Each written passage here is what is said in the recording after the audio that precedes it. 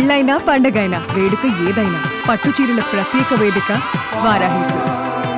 నమస్కారం, welcome to Suman TV. నేను గీతాంజలి. ప్రస్తుతం మనతో పాటు భారతీ శంకరపీఠం వ్యవస్థాపకులు, ప్రముఖ ఆధ్యాత్మికవేత్త బ్రహ్మశ్రీ అన్నవరపు తిరుపతి మూర్తి అవధాని గురువు గారు ఉన్నారు. వారితో మాట్లాడదాం. గురుగారు నమస్కారం అండి. ఓం శ్రీ మహాగణాధిపతయే నమః. గురుగారు, కొన్ని ధర్మ సందేహాలు మనకి కామెంట్స్ లో కొంతమంది అడుగుతూ ఉంటారు. ఆ ప్రశ్నలకి మీ సమాధానం. అందులో ముఖ్యంగా అడిగింది రుద్రాభిషేకం జరిపిస్తూ ఉంటారు చాలా మంది, వివిధ సందర్భాల్లో వివిధ స్థలాల్లో చేస్తూ ఉంటారు. అసలు ఈ రుద్రాభిషేకానికి మూలం ఏంటండి? ఎప్పటి నుంచి ప్రారంభమైంది? అసలు ఎవరెవరు చేయొచ్చు? ఎక్కడ చేయాలి? చేయడం వల్ల కలిగేటువంటి ఫలితాలు ఏమిటి? వీటి గురించి వివరించండి. శివం శాంతం జగన్నాథం లోకానుగ్రహకారకం శివమేకం పరం వందే శికారాయ నమో నమః. రుద్రం, దానికి మూలం ఏమిటంటే అమ్మా, మనిషి జీవితాన్ని నడిపించేటువంటి గ్రహాలు, మనిషి జీవితానికి చూపించేటువంటి దిక్కులు, మనిషి జీవితానికి జన్మతహాగా ఉండేటువంటి నక్షత్రాలు, అలానే మనిషి జీవితానికి లగ్నం ఏదైతే ప్రతిపాదిస్తుందో ఆ లగ్న ప్రభావం, రాశి విధానం, పాద విధానం, అలానే భూత ప్రేత పిశాచ బద్ధ బ్రహ్మరాక్షస యక్ష యమదూత శాకిని ఢాకిని హాకిని సర్పశం చెప్పి అనేక రకాలుగా దుష్ట గమనాలు మనం చూస్తూ ఉంటాం. దాని యొక్క ప్రభావం, అలాగే గర్భస్రావాలు అవుతుంటాయి కొంతమందికి. దాన్ని మనం భ్రూణహత్య అని అంటుంటాం. గర్భస్రావాలు అవ్వటం ఒకటి, భ్రూణహత్య అంటే అభాషణ చేయించేస్తూ ఉంటారు కొంతమంది. ఈ బ్రహ్మహత్య, భ్రూణహత్య, వీరహత్య అని 3 రకాల దోషాలు అవి ఆపాదిస్తూ ఉంటాయి ప్రతి మనిషికి. అలాగే ఎదుగుదాము అనుకున్న ప్రతిసారి చివరి వరకు వెళ్ళి అక్కడ కారణం తెలియకుండా ఆగిపోతూ ఉంటాం. మనం ఎవరికైనా ఏ కారణం ఏదైనా ఉపకారం చేస్తే ఖచ్చితంగా మనకు అపకారమే ఎదురవుతుంది, ఉపకారం మాత్రం పొరపాటు కూడా ఇవ్వరు. ఇలా ఉద్యోగం కావచ్చు, మన వెనకాల వచ్చిన వాళ్ళందరూ ముందుకెళ్తుంటే మనం అక్కడే స్థిరంగా ఉండిపోయి ఎదగలేక ఉండలేక ఏది చేసినప్పటికీ కూడా అర్థం లేకుండా అనర్థానికి మూలమైపోతుంటుంది. ఆటంకం ప్రతి విషయంలోనూ, ఏడుపులు, ఏది చేద్దాము అన్నా మన వాళ్ళే వెనక్కి లాగటం. ఒకవేళ ఏదైనా మనం చేసే ప్రయత్నం చేస్తున్నామంటే వీడు చేసేయాలని చెప్పి ఆ మనిషిని కించపరచటం, నీరసించి చేయటం. ఇలా మనిషి ఎదగటానికి ఎన్ని కారణాలు ఉంటాయో అలానే మనిషి దిగజార్చడానికి అంతకు మించి ఉంటాయండి. ఈ అన్ని కారణాల నుంచి కూడా పూర్తిగా ఒక మనిషిని ఆ ఊబిలో కూరుకుపోయినటువంటి మనిషిని అలా తీసుకొని అలా ఒడ్డు మీద పెట్టేటువంటిది రుద్రం. ఇంకా నేను జాగ్రత్తగా చెప్పుకుంటూ పోతే ప్రతి ఒక్కటి చెప్పుకుంటా మనకు కనీసం ఇక్కడ కూర్చొని 8 గంటలు చెప్పుకున్నా కంటిన్యూగా నమశివాయ అనేటువంటి 5 అక్షరాల్లో నా అనేటువంటి అక్షరంలో 1000 వంతు కూడా కదండి మనం చెప్పుకునేది. 8 గంటలు కంటిన్యూ కూర్చొని చెప్పుకుంటే అంత ఉంటుంది. ఇంకా చెప్పాల్సింది క్లుప్తంగా చెప్పుకోవాలనుకుంటే ఇప్పుడు మనం ఏవైతే చెప్పుకుంటూ వచ్చామో అర్థం అనర్థం మనిషి జీవితంలో 2 ఉన్నాయి. ఒకటి ఎండింగ్, ఒకటి టర్నింగ్. టర్నింగ్ వస్తుంది అనుకున్న ప్రతిసారి ఎండ్ అయిపోతుంటుంది ఏదో కారణం చేత. వాళ్ళు పడేటువంటి మానసిక ఆవేదన, భార్యాభర్తల సమస్యలు కావచ్చు, కుటుంబ తలకాయ నొప్పులు కావచ్చు, ఏవైనా సరే ఇది సమస్య అనేటువంటి 3 అక్షరాలు దేనికి ఆపాదిస్తుందో వాటిలన్నిట్ల నుంచి పరిపూర్ణంగా తీసుకొచ్చి బయట కూర్చోబెట్టేటువంటిది రుద్రం. రుద్రము అనేటువంటి ఒక్క మాటకి యావత్తు వంశం మొత్తానికి కూడా భద్రతగా గొడుగు వలె రక్షణ ఇచ్చేటువంటిది అని ఒకటి చెప్పవచ్చమ్మా రుద్రం. దీంట్లో మనిషి చనిపోయినప్పుడు 12వ రోజు చేస్తారు. అలాగే ఇంట్లో గృహప్రవేశం జరిగినా ఏం జరిగినా మనిషి చేస్తూ ఉంటారు. ఇది నిత్య నైమిత్తికం ఉంటారమ్మా. అంటే ఇప్పుడు ఇంట్లో మనిషి ఎవరైనా చనిపోయిన తర్వాత 12వ రోజు 12వ రోజు కార్యక్రమాలు అయితే 13వ రోజు నాడు రుద్రాభిషేకం చేస్తారు. ఎందుకు చేస్తారు అంటే ఆ ఈశ్వరుడు యొక్క అనుగ్రహముతో మరల అనేటువంటి పదం అక్కడ రావద్దు. అశుభంగా జరిగినటువంటిది మృతి అనేటువంటిది ఏదైతే జరిగిందో ఆ మృతి ప్రభావంగా చేసేటువంటి రుద్రార్చన మరలా రావద్దు అని అక్కడ చేస్తారు. ఏదైనా గృహప్రవేశం వివాహం, వ్రతం, పుట్టినరోజు ఇటువంటివి ఏదైనా వచ్చినప్పుడు మరలా అది రావాలి అనేటువంటి విషయంలో ఒక సంకల్పంతో ఆ అభిషేకం ఉంటుందమ్మా. ఇలా సందర్భాల్లో ఉంటుంది. కానీ ఎవరెవరు చేయొచ్చు అని కూడా ఒక ప్రశ్న గురువు గారు. ఎందుకంటే వీళ్ళు మాత్రమే చేయాలి, వీళ్ళు మాత్రమే అర్హులు అంటూ ఉంటుందా అసలు రుద్రాభిషేకానికి? దేవాలయంలో జ్యోతిర్లింగాలతో ఎవరైనా చేయొచ్చమ్మా. ప్రతిష్ట చేసినటువంటి శివలింగాలు అందరూ వెళ్ళి ఆలయాల్లో చేయకూడదు. అర్చకులు వాళ్ళకి మాత్రమే అర్హతలు, బయట ఎవరికి కూడా అర్హతలు ఉండవు. వారికి ఏదైనా అర్హత ఉంటుంది అంటే 1,00,000 బిల్వార్చనలు అటువంటివి ఏదైనా చేసినప్పుడు ఉపనయన సంస్కారం అయినటువంటి వారు లోపలికి వెళ్ళి అర్చన చేసుకోవచ్చు, అంతవరకే. మామూలు రోజుల్లో నేను కూడా వెళ్ళి అర్చన చేయకూడదమ్మా. ప్రతిష్ట చేసిన శివలింగ ఆలయంలో అర్చకులు ఉంటారు కాబట్టి ఆ అర్చకులు ఉండేటువంటి చేసేటువంటి ఆలయంలో మామూలు రోజులలో అయితే నాకు కూడా అర్హత ఉండదు. అంటే ఇంకెవరికి ఉండనట్టే సామాన్యంగా. మాకు కూడా ఎప్పుడు ఉంటుంది, కార్తీక మాసంలో ప్రదోష కాలాలలో 1,00,000 బిల్వార్చన చేస్తున్నప్పుడు మేము లోపలికి వెళ్ళి చేసుకోవడానికి మాకు అర్హతలు. కాదు నేను కూడా వెళ్తాను అంటే నీ కర్మ అనుభవించటమే, అదొక విషయం. ఇకపోతే మన ఇళ్లల్లో చేసుకునేటువంటి ప్రక్రియలో ప్రతి ఒక్కరూ కూడా స్వామివారికి చక్కగా అభిషేకం చేసుకోవచ్చు. ఒక్క మాటగా చెప్పాలంటే ఎవరికైతే కనుక మనస్సు శుచిస్మితంగా ఉంటుందో వారు ప్రతి ఒక్కరు కూడా వారి ఇంట్లో రుద్రాభిషేకం చేసుకోవాలి. అయితే ఆ పఠనం, ఆ రుద్రం చదవటం, వినడం అంతే. ఇది చాలా మంది తెలుసుకోవాలి. ఇది కేవలం కూడా రుద్రం అనేటువంటిది వినటమే. ఎందువలన అంటే అమ్మా, రుద్రం అనేటువంటిది ఇది ఈ ఒక్క విషయం చాలా జాగ్రత్తగా వినాల్సిందే. రుద్రం అనేటువంటిది మొత్తం కూడా 27 పనస అంటే ప్రశ్న అంటే పన్నము, క్వశ్చన్స్ మీ భాషలో 27 ఉంటాయమ్మా. నక్షత్రాలు ఖచ్చితంగా 27. ఈ ఒక్క అంటే ఎందుకు దీనికి ఎలా అనుసంధానం ఉంటుంది అనేటువంటి విషయం తెలుసుకోవాలి. రుద్రము అంటే అంత భద్రత ఏమిటి, ఎన్ని రకాలుగా మనిషి జీవితానికి సంబంధించినటువంటి ప్రతి ఒక్కటి అందులో ఎలా ఇమిడి ఉంది, ఆయన ఏదో నోటికి వచ్చిందంటే చెప్పేశారు అనుకోవడానికి అవకాశాలు ఉంటాయి. 27 నక్షత్రాలు, 27 నక్షత్రాలు అయితే రుద్రం 27 క్వశ్చన్స్ ఖచ్చితంగా. అలానే నవగ్రహాలమ్మ, ఈ నవగ్రహాలు అనేటువంటివి 9, దానికి అధిదేవత ప్రత్యధ దేవతలు కలిపితే 27, 3 9 27, అదొక విధానం. ఈ 27 నక్షత్రాలకు అధిదేవత ప్రత్యధ దేవతలు ఉంటాయి. మమ్మల్ని 27 నక్షత్రాలకు అధిదేవతలు ప్రత్యధ దేవతలు ఉంటాయి. ఇలా ఎప్పటికి 4 27. ఇకపోతే 5వది మనకు నవబ్రహ్మలో ఉంటారు. ఆ నవబ్రహ్మలకి అధిదేవతలు ప్రత్యక్ష దేవతలు ఉంటారు. వాళ్ళు మళ్ళీ 27 మంది. 27 ఇక్కడికి నవదుర్గలు, వారికి ఆరాధ్య దేవతలు, అదొక మళ్ళీ 27 తీసుకోవాలి. అలాగే ప్రాజాపత్యాది నవ ఋషులు అని ఉంటారమ్మా. అది మేము ఉపనయనం చేసుకున్న దగ్గర నుంచి కూడా బ్రహ్మయజ్ఞం అనేటువంటిది ఉంటుంది. ఆ బ్రహ్మయజ్ఞం ప్రతిరోజు ఈ కట్టె కాలే వరకు చేయాల్సిందే.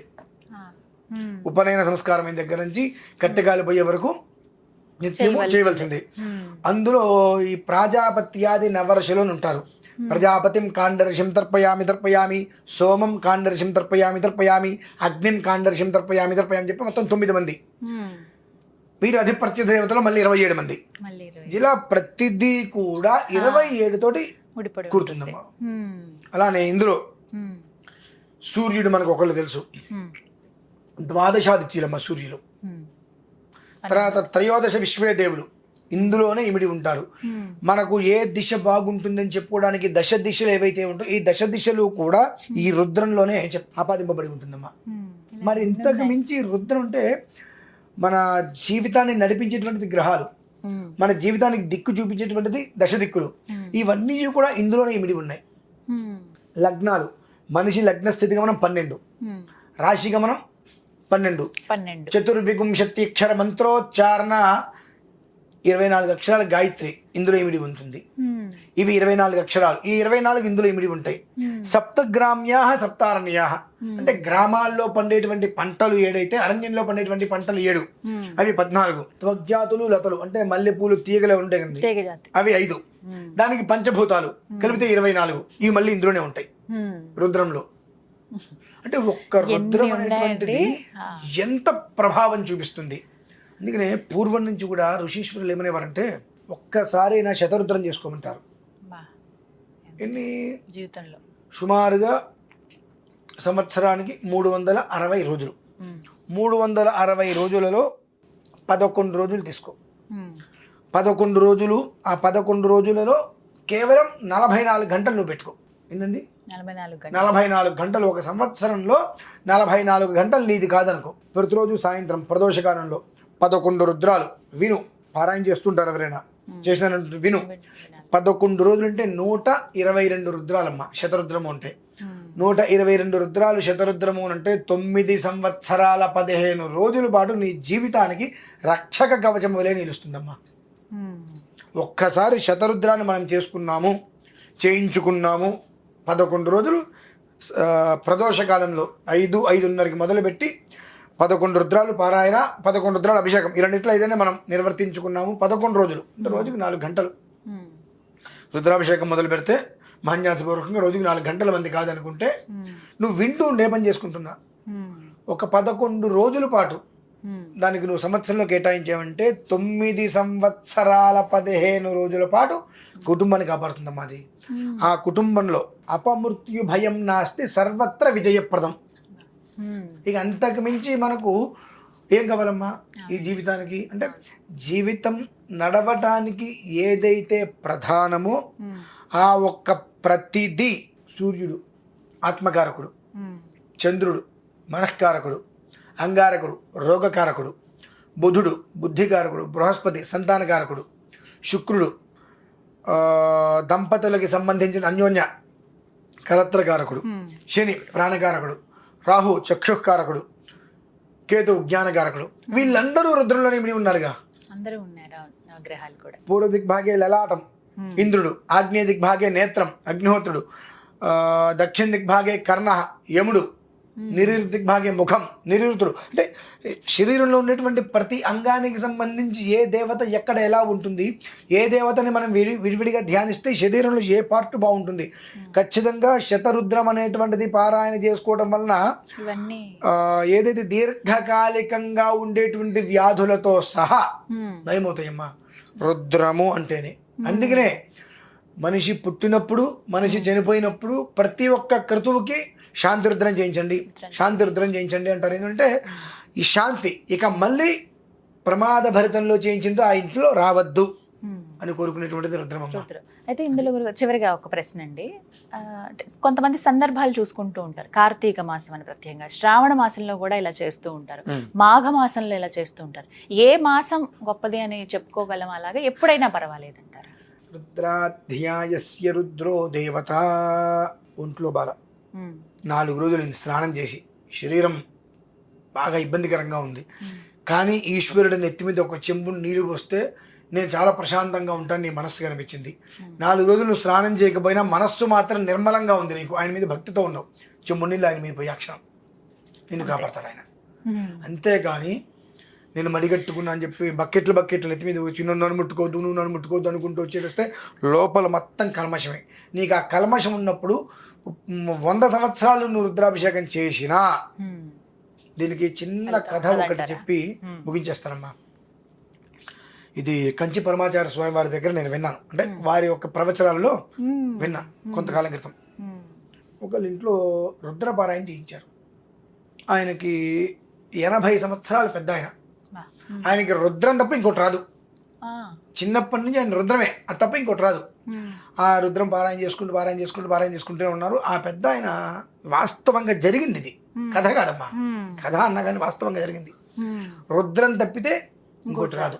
ఆ రుద్రమే పారాయణ చేసుకుంటూ వస్తున్నాడు ఆయన. సరే అందరూనేమో దిట్టంగా ఇలా కూర్చున్నారు, యా అంటూ చెప్తున్నారు. ఆయన ఒకడు నాకు వచ్చింది అది ఒక్కటే, దాన్ని నేను ప్రగల్భాలు పలకడం దేనికి, ఇలా కూర్చొని ప్రశాంతంగా ఆయన చెప్పుకుంటుంటే ఎవరైతే ఆ మేనేజ్మెంట్ చేస్తున్నాడో ఆయన ఈయన వంకే చూస్తున్నాడు. ఈయన కళ్ళు మూసుకొని ఏదో చెప్పుకుంటుంటే ఈయనకి మంత్రం రాదు, ఈయన ఏం చెప్పట్లా, ఈయనకి మనం ఉత్తిగా డబ్బులు ఇవ్వాల్సి వస్తుంది అని భావించాడు.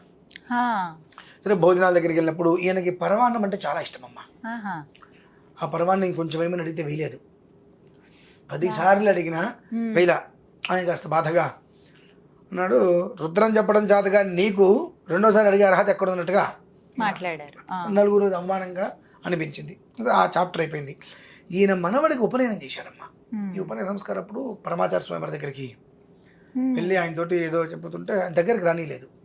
ఏంటంటే ఫలానా గ్రామంలో నువ్వు ఇట్లా సభ చేశావు, ఒక పెద్ద ఆయనకి రుద్రం తప్ప ఇంకేమీ రాదు.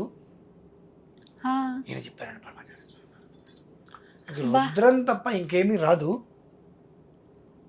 ఆయన రుద్రం పారాయణ చేస్తూ ఆయనకి ఇష్టంగా తినటువంటి పరమాన్ని 4 సార్లు అడిగినా సరే నువ్వు వేయకుండా అవమానించావు. ఉమ్. ఆయన్ని వెళ్ళి శరణ వేడికి వస్తే నేను నీకు మాట్లాడతా. అసలు వీరికి ఆ విషయం తెలియడం. ఉమ్. అక్కడ ఆయన చనిపోయాడు. మా బాధతో ఆయన చనిపోయారు అక్కడ. ఆ. అంటే ఏమిటి అంటే నువ్వు ఎక్కడ ఎలా ఏ రకంగా నువ్వు రుద్రాన్ని విన్నా చదివినా పారాయణ చేసినా పరమేశ్వరుడి దగ్గరికి నీ పేరు వెళ్ళిపోతుంది. అంతే. పరమేశ్వరుడి దగ్గరికి నీ పేరు వెళ్ళిపోతుంది. కానీ నిన్ను అవమానించినందుకు గాను ఆ కర్మంతా, అంటే ఇతనికి కర్మ ఉంది, ఎంతో కర్మ ఉంది. కొన్ని జన్మల నుంచి అతను చేసుకున్న కర్మ ఏదైతే ఉందో ఆ కర్మ మొత్తం అనుభవిస్తున్నాడు ఈ సంవత్సరం, ఈ జన్మ. ఆ కర్మ తీరకపోతే వచ్చే జన్మ కూడా అతను చాలా కడు పేదవాడిగానే జన్మిస్తాడు. కానీ జన్మించిన దగ్గర నుంచి కూడా అతను ఊహ తెలిసిన దగ్గర నుంచి రుద్రాన్ని పట్టుకుని వెళ్ళాడాడు. ఆ వేలాడి వేలాడి వేలాడి వేలాడి ఆ జన్మలో కూడా రుద్రంతో అతను ఉండి అవతల వ్యక్తి అవమానింపబడి ఈ వ్యక్తి కాలం చేశారు. ఆ జన్మ కృతం పాపాలని కూడా ఆ దెబ్బతో ఆయనకి వెళ్ళిపోయి మరుసటి జన్మ చక్కటి యోగ్యవంతంగా జన్మించడం ఆయన. అంటే జన్మ రాహిత్యము జన్మ యోగాలు అవన్నీ కూడా కేవలం రుద్రము వలనే సాధ్యం. నువ్వు ఇక్కడ రుద్రం వింటున్నావు రోజు అన్నా, రుద్రం పారాయణ చేస్తున్నావు అన్నా, నీ పేరు నీ రూపం నీ వర్ణం మొత్తం భగవంతుడి దగ్గరికి వెళ్ళిపోతుంది. నడిచే దేవుడు కదా పరమాచార్య. ఇది కొంతకాలం క్రితం విన్నా, ఎంత ఆనందం అనిపించింది మనస్సుకి. అది రుద్రం అంటే ఇదమ్మా. తెలుసుకోవాలి ప్రతి ఒక్కరు కూడా. వారి ఇంట్లో జీవితంలో ఒక్కసారైనా మీరు అన్నట్టుగా శతరుద్రం అది పెద్ద బ్రహ్మాండం కాదు, ఖర్చు కూడా కాదమ్మా, ఏదో పెద్ద ఖర్చు అనుకుంటా. మామూలుగా ఇప్పుడు ఇంట్లో ఏర్పాటు చేసుకోవాలనుకున్నాం అనుకోండి, ఇళ్లలో చేసుకున్నప్పుడు శుభ్రంగా ఆ 11 రోజులు 12 రోజులు ఇంట్లో ప్రశాంతంగా ఉండేటట్టయితే సాయంత్రం టైంలో రావడం, ప్రశాంతంగా కూర్చొని ఓం నమస్తే రుద్రమన్యవ ఉతో తైషవే నమః నమస్తే అస్తు ధర్మనే బాహుభ్యామతే నమః యాతైషు శివతమా శివం బభూవతే ధను శివాశరవ్యా యాతవతయా నో రుద్రం నృడయా యాతే రుద్ర శివాతునరఘోరాపాపకాశిని తయానస్తనువాశంతమయా గిరిశంతాభిచాకషీ యామిషం గిరిశంతహస్తే బిభర్ష్యస్తవే. చక్కగా అక్కడ కూర్చొని 2 గంటల సమయం పడుతుందమ్మా అభిషేకం చేయడానికి. 11 రుద్రాలు. దీనికి ముందు మహాన్యాసం 1 గంట సమయం పడుతుంది. అంటే మొదటి రోజు మహాన్యాసంతో చేయాలి. 11 రోజులు అనుకున్నప్పుడు మొదటి రోజు మహాన్యాసం చెప్పుకొని ఇక 11 రుద్రాలు అభిషేకం. ఏ రుద్రానికి ఆ రుద్రం స్వామివారికి ధూపదీప నైవేద్యాలు ఉంటాయి. ప్రతి ఇంట్లోనూ కూడా చేసుకోవడం ఏముందమ్మా. సాయంత్రం ఆఫీస్ నుంచి వచ్చేస్తే 5:30 కాకపోతే 6:30 కూర్చుంటారు. 8:30 బదులు 9:30 గుర్తుంటారు, గంట లేటుగా.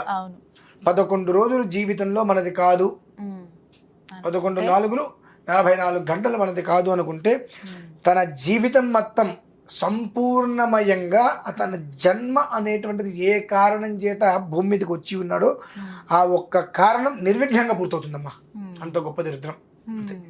చాలా చక్కగా వివరించారు గురుగారు. ధన్యవాదాలండి.